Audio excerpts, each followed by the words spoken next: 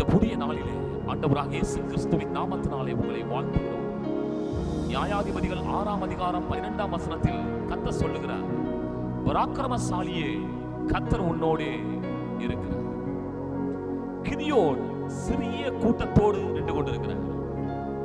அங்கே மீதியானியர்கள் பெரும் கூட்டமாய் வெட்டுக்கிளிகளைப் போல இருக்கிறார்கள்.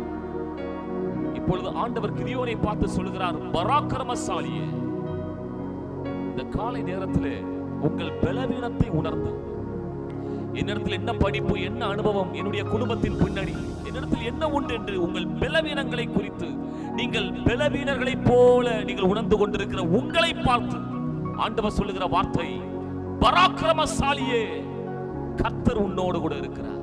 உண்மைதான், நாம் பலவீனர்கள் தான்.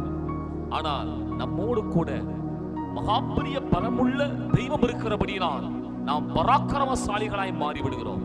நமக்கு எதிராக எந்த வல்லமையும் நிற்க முடியாது. ஆகவே தான் ரோமரிலே பவுல் எழுதுகிறார், கர்த்தர் நம்முடைய பட்சத்தில் இருந்தால் நமக்கு எதிராய் நிற்பவன் யார்? இந்த காலை நேரத்திலே உங்களுக்கு எதிராக இந்த உலகமே திரண்டிருக்கலாம். இங்கே ஒரு பக்கம் நீங்களும் உங்கள் ஆண்டவர் மட்டும் இருக்கலாம். நான் சொல்லுகிறேன், நீங்களே இந்த உலகத்தில் பராக்கிரமசாலிகள்.